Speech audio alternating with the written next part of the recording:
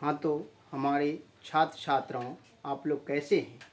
हमें उम्मीद है कि आप लोग अच्छे ही होंगे और आपकी तैयारी अच्छे से ही चलती होगी।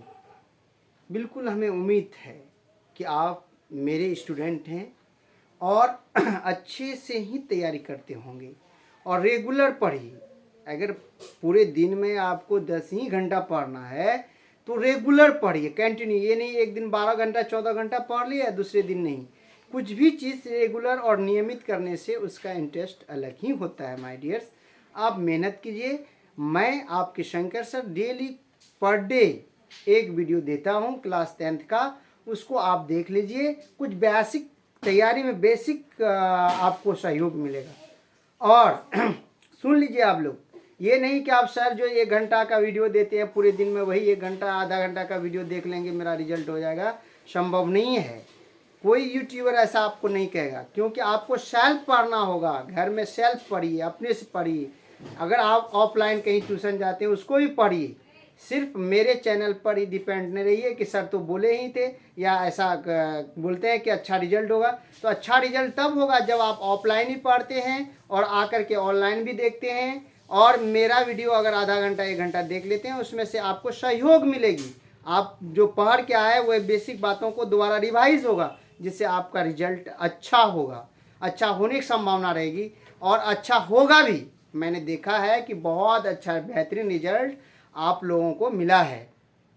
तो इसलिए आप क्लास 10th की तैयारी कर रहे हैं। आज आइए मैं ज्योग्राफी को लेके आया हूं और ये पार्ट 2 है किसका? भारत संसाधन एवं उपयोग का, यानी कि पहला चैप्टर ही पढ़ा रहे हैं। पहला चैप्टर का एक वीडियो मैंने दे चुका हूं पहले, उसको नहीं देखें तो जाके देख लीजिए। अगर यूट्यूब में मेरे नहीं है चैनल पर तो चैनल को सब्सक्राइब कर लीजिए और हमेशा बने रहिए। क्वांटिटी डेली एक ही वीडियो आधा घंटा का आता है मेरा, आधा घंटा या 15 मिनट 20 मिनट का आता है, उसी को देखना है। बाकी यूट्यूब पर बने मत रहिए कि इसका मेरा देखे फिर दूसरे का देखे तीसरे का देखे, इस तरह से आपका तैयारी बाधित हो जाएगी। इसलिए किसी एक आदमी का आप वीडियो देखिए। ये नहीं जरूरी है कि मेरा ही देखें, ऐसा मैं नहीं कहता हूँ। किसी एक आदमी का वीडियो आप हमेशा देखें। तो आइए, बिहार में कितने प्रतिशत भौगोलिक क्षेत्र में वन का फैलाव है? बिहार की बात आया तो बिहार में देखिए, बिहार हम वन के क्षेत्र में बिल्कुल पुअर हैं, गरीब हैं। हमारे यहाँ वन क्षेत्र बहुत कम है, ओनली 7.1%।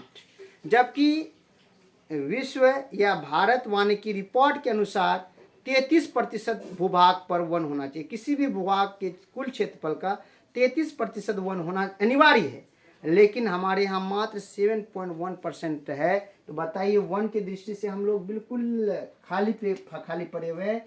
तो 7.1% याद रखेंगे। कितना ये भौगोलिक, यहाँ देखिएगा भौगोलिक कितने प्रतिशत भौगोलिक क्षेत्र में वन का फैलाव है। भौगोलिक क्षेत्र में किसका फैलाव है? वन का। वन मतलब जंगल का फैलाव है। चलिए फिर कहता है पूर्वोत्तर राज्य। कौन? ये आगे वाले राज्य देखते हैं आप लोग। पूर्वोत्तर राज्य 7 सिस्टर आता है कि 188 आदिवासी जिलों में, कितने? 188 आदिवासी जिलों में देश के कुल कितने प्रतिशत भाग में कितने प्रतिशत वन है? तो याद रखेंगे 60.11%। कितने? 60.11% भाग में हैं। ठीक है, 60.11%। भारत के किस राज्य, यहाँ देख लीजिए, किस राज्य में वन का किसका? वन का सबसे अधिक विस्तार है? तो ये है आपका कहाँ? आप जानते हैं कि वन की दृष्टि से सबसे ज्यादा मध्य प्रदेश में वन है। मध्य प्रदेश।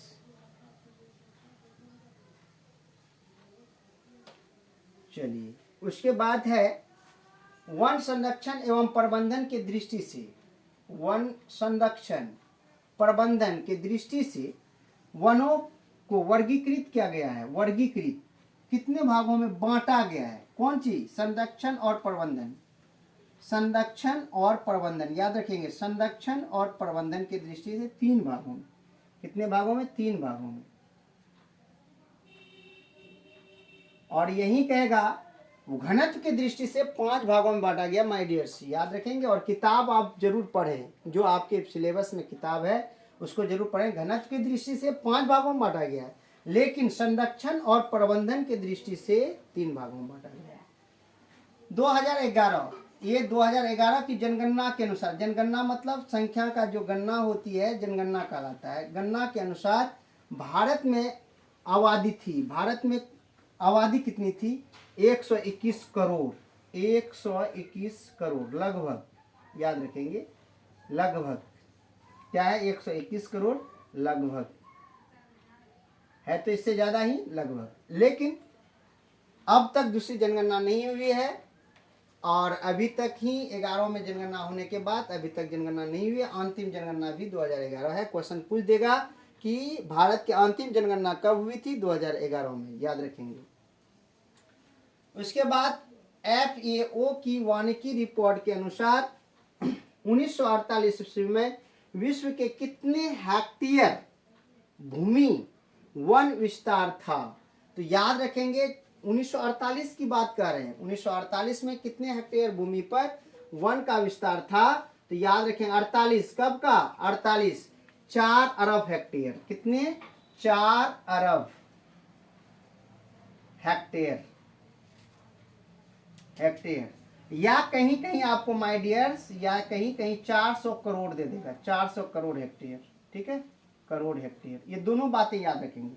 अगर करोड़ में पूछा तो 400 करोड़, हेक्टेयर में पूछेगा, अरब में पूछेगा तो 4 अरब हेक्टेयर। दोनों बात, दोनों आंसर आता है कभी कभी। आप याद रखेंगे, अगर 4 अरब हेक्टेयर देगा तो 400 करोड़ नहीं देगा, अगर 400 करोड़ दिया तो 4 अरब नहीं देगा, क्योंकि दोनों एक बराबर है। ये अरब में है तो इसलिए 4 अरब है, ये करोड़ में है तो 400 करोड़ है। तो आगे आइए, आगे कहता भारत का राष्ट्रीय पक्षी, ये तो सब जानते हैं माय डियर्स, क्या है? मयूर है। क्यों? सिलेबस में है तो इसलिए हमें बोलना पड़ता है, मयूर है। ये आपके सिलेबस में है, बुक में है, मयूर। क्या है? मयूर। इजी क्वेश्चन है, बहुत इजी क्वेश्चन है। आप लोग पढ़िए इसको, आप बढ़िया से पढ़िए, आपको अच्छा ही रिजल्ट मिलेगा। चरक का संबंध भारत के किस देश से था? चरक, चरक मतलब एक होता है इलाज करने की पद्धति, इलाज करने की जो पद्धति होती है, तो चरक पद्धति चरक संहिता से लिया गया था। तो ये संबंध किससे है? तो याद रखेंगे चरक का संबंध भारत से है। किससे है? भारत से। उसके बाद टैक्सोल, टैक्सोल का उपयोग होता है, टैक्सल का उपयोग कैंसर के इलाज के लिए होता है। किसके इलाज के लिए? कैंसर, कैंसर के इलाज के लिए होता है। विश्व पर्यावरण दिवस कब मनाया जाता है? तो याद रखेंगे विश्व पर्यावरण दिवस, पर्यावरण दिवस मनाया जाता है 5 जून को। याद रखेंगे 5 जून को, 5 जून को। संविधान की धारा 21 का संबंध है, संविधान की जो धारा 21 है, इस किससे संबंधित है? आर्टिकल 21 जो है ये किससे संबंधित है? तो याद रखेंगे वन स्थिति रिपोर्ट के सुधार से, वन संरक्षण की दृष्टि से। समझ गए? भारत में वन एवं वन्य जीव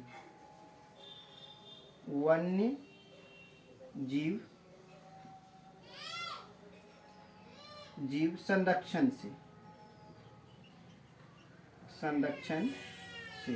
याद रखेंगे, भारत में वन एवं वन्य जीव संरक्षण से किससे? आर्टिकल 21 से संबंध है। प्राकृतिक संसाधनों के संरक्षण हेतु, प्राकृतिक संसाधनों के संरक्षण हेतु 1968 में कौन सा कन्वेंशन हुआ था? कौन सा कन्वेंशन हुआ था? तो अफ्रीकी कन्वेंशन हुआ था।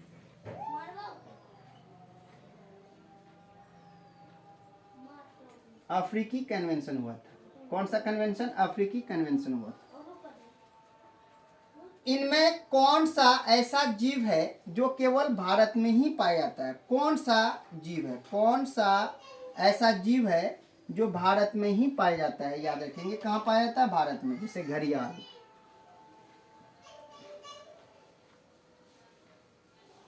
घड़ियाल जो है आपका कहाँ पाया जाता है? भारत में पाया जाता है।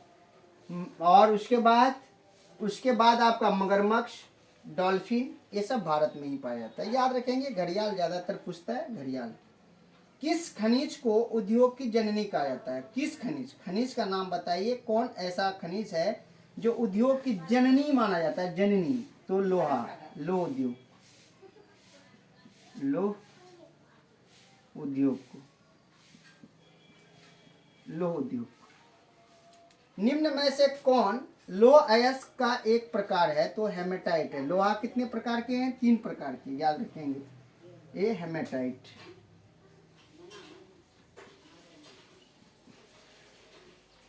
हेमेटाइट। भारत का सबसे बड़ा लोह अयस्क उत्पादक राज्य कौन है? देखिए माय डियर्स, एक बात याद रखेंगे, लोहा की बात आई ना, लोहा खास करके लोहा या कोई भी खनिज का जो है उत्पादक स्थल ये चेंज होते रहता है, या कोई फसल का हुआ, ये हर साल चेंज होती है। मेरी किताब 2009 में ही प्रिंटेड हुई थी, बिहार सरकार की किताब, अब तक उसे अपडेट नहीं किया गया है, तो पुराना ही चल रहा है, याद कर रहे हैं, लेकिन ये सही नहीं है। किताब की दृष्टि से सत्य है जो आप पढ़ते हैं, लेकिन वर्तमान स्थिति देखा जाए तो ये गलत है। तो गलत क्या है?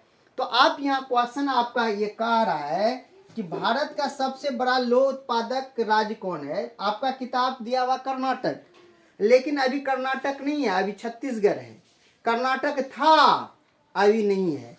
तो लेकिन हमको तो किताब के अनुसार जाना होगा, और आपको भी याद किताब के अनुसार ही करना होगा माय डियर्स। इसलिए भारत का सबसे बड़ा उत्पादक लोह उत्पादक जो अयस्क, लोह अयस्क उत्पादक राज्य है वो कर्नाटक है, कर्नाटक है, याद रखेंगे।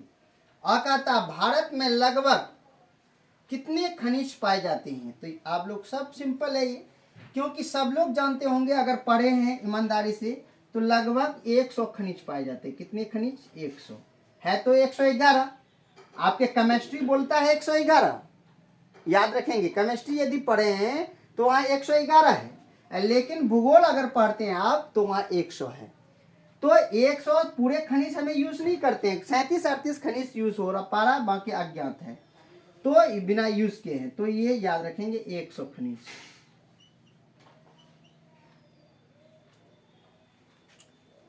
अधात्विक खनिज कौन है? तो अधात्विक खनिज अभ्रक है, याद रखेंगे। ग्रेफाइट है, अभ्रक, अभ्रक है। छत्तीसगढ़ भारत का कितना प्रतिशत लोह अयस्क उत्पादन करता है? तो अब आइए माय डियर्स, ये डाटा जो किताब में दी हुई है वो आपका कितना है? 20%। 20% है। कितना है? 20% छत्तीसगढ़ लोहा का उत्पादन करता है, लेकिन वर्तमान स्थिति कुछ और है। वर्तमान स्थिति में सबसे ज्यादा लोहा छत्तीसगढ़ ही पैदा करती है, इसलिए यहाँ 25 से 30% लोहा उत्पादन होता है। कहाँ? छत्तीसगढ़ में। मैग्नीज उत्पादन, मैग्नीज उत्पादन में भारत का विश्व में कौन सा स्थान है? किताब के अनुसार तीसरा है, तीसरा है। आप जो बीटीसी का किताब है, भारतीय यानी कि बिहार सरकार की जो किताब है, उसमें कितनी है? 30% है, याद रखेंगे माय डियर्स। उसके बाद कहता है तीसरा है। अब आइए 1 टन इस्पात, कहता है मैग्नीज उत्पादन में भारत का विश्व में कौन सा स्थान है? ये तीसरा है। और 1 टन इस्पात बनाने में कितने खनिज का उपयोग किया जाता है? 1 टन इस्पात बनाने में कितने खनिज का उपयोग किया जाता है? तो याद रखेंगे माय डियर्स 10 केजी। कितने? 10 केजी, याद रखेंगे। केजी बोलेंगे, वहां किग्रा लिखा हुआ है तो उसको, इसका मीनिंग होता है के और जी, ठीक है। उसके बाद उड़ीसा, यानी 10 किलो हुआ किग्रा। उड़ीसा किस खनिज का सबसे बड़ा उत्पादक राज्य है? तो ये आप याद रखेंगे माय डियर, ये मैग्नीज का ही है। किसका है? मैग्नीज का है। मैग्नीज का सबसे बड़ा उत्पादक राज्य है। तो हमें आशा है कि आप लोग समझ गए होंगे। चलिए मैं एक बार रिपीट कर देता हूं, आप ध्यान पूर्वक एकदम सुन लीजिए। बिहार में कितने प्रतिशत भौगोलिक क्षेत्र में वन का फैलाव है? 7.1%। पूर्वोत्तर राज्य में 188 आदिवासी जिलों में देश के कुल क्षेत्र का कितने प्रतिशत वन है? 60.11%। भारत में किस राज्य में वन का विस्तार सबसे अधिक है? तो मध्य प्रदेश में है। वन संरक्षण एवं प्रबंधन के दृष्टि से वनों को वर्गीकृत किया गया है, 3 वर्गों में बांटा गया है, 3 भागों में बांटा गया है। 2011 की जनगणना के अनुसार भारत की आबादी थी तो 121 करोड़ लगभग, है ना। उसके बाद FAO की वानिकी रिपोर्ट के अनुसार 1948 ईस्वी में विश्व में कितने हेक्टेयर भूमि का विस्तार था? 4 अरब हेक्टेयर या 400 करोड़, ठीक है, करोड़ हेक्टेयर। तो चरक का संबंध किस देश से था? भारत से था। टैक्सोल का उपयोग होता है कैंसर से।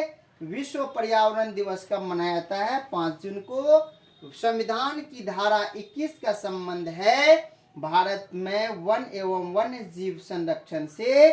अप्राकृतिक संसाधनों के संरक्षण हेतु 1968 ईस्वी में कौन सा कन्वेंशन हुआ था? अफ्रीकी कन्वेंशन। इनमें कौन सा ऐसा जीव है जो केवल भारत में ही पाया जाता है? यह घड़ियाल है। किस खनिज को उद्योग की जननी माना गया है? लौह उद्योग को आने की किसका उद्योगों की जननी माना गया है? और लोहा को याद रखेंगे। निम्न में से कौन लौह अयस्क का एक प्रकार है? ये हेमेटाइट है। भारत का सबसे बड़ा लौह अयस्क उत्पादक राज्य कौन सा है? ये कर्नाटक है। भारत में लगभग कितने खनिज पाए जाते हैं? 100 खनिज पाए जाते हैं। धात्विक खनिज कौन सा है? ये अधात्विक खनिज कौन सा है? तो ये अभ्रक है। छत्तीसगढ़ भारत का कितना प्रतिशत लौह अयस्क उत्पादन करता है? ये 20% करता है। ये बुक के अनुसार, समझ रहे हैं माय डियर्स, बुक के अनुसार मैग्नीज उत्पादन में भारत का विश्व में कौन सा स्थान है? ये तीसरा है। 1 टन इस्पात बनाने में कितने मैग्नीज का उपयोग होता है? तो 10 kg का उपयोग होता है। उड़ीसा किस खनिज का सबसे बड़ा उत्पादक है? तो ये मैग्नीज का उत्पादक है माय डियर्स। तो ये मैग्नीज के लिए सबसे बड़ा उत्पादक क्या है? राज्य है। तो हमें आशा है कि आप लोग समझ गए होंगे, आपको कहीं से कोई परेशानी नहीं हुई होगी। यदि परेशानी है माय डियर्स तो आप पर्दे से उस पार हैं और पर्दे से इस पार हम हैं। और मेरा माध्यम या आपका माध्यम कमेंट का ही है। कमेंट सेशन में यदि मेरा सेशन अच्छा लगता है तो अच्छा ही लिखें, अगर बुरा लगता है तो बुरा ही लिखें। मैं आपको आज़ादी देता हूँ, आपको जैसा लगा है वैसा लिख सकते हैं। मेरी ओर से बिल्कुल स्वतंत्रता है आपको। मैं सब बच्चे का कमेंट पढ़ता हूँ, कि देखता हूँ कि कौन बच्चा मेरा समझ रहा है कि नहीं समझ रहा है। यदि आप समझ रहे हैं वीडियो को लाइक जरूर करेंगे, इम्प्रेशन जरूर देंगे। उसके बाद आप हमारे प्रिय छात्राओं कि आप जो है वीडियो को जरूर शेयर करें, दूसरे तक पहुंचाएं। आपके दोस्त हों, यार हों, या फिर आपके कोई गेस्ट हों, या कोई आपके ममेरा फुफेरा भाई हों, अगर वह पढ़ रहा है, मैट्रिक की तैयारी कर रहा है, तो उसको ज़रूर वीडियो दें। जो मेरी अगर 10वीं बात सुन करके उसे अच्छा सफलता मिल जाए, अच्छी रिजल्ट हो जाए, उसकी ज़िंदगी संवर जाए, तो कहने का मतलब है कि मैं उसका योगदान दे सकूं, उसके सफलता में कुछ मेरा भी अंश जा सके। तो मेरा निवेदन है आप लोगों से, बहुत रिक्वेस्ट है कि वीडियो को ज़रूर शेयर करें। जहाँ भी शेयर करें, आपके कोई ग्रुप बना हुआ है उस ग्रुप में आप शेयर कर दें। और शंकर सर के नाम पर या आप सर के नाम पर, गुरु के नाम पर एक दक्षिणा अंगूठा जरूर लगाएं, इम्प्रेशन जरूर दें। इसी के साथ मैं अपनी वाणी को विराम देता हूँ। जय हिंद, जय भारत।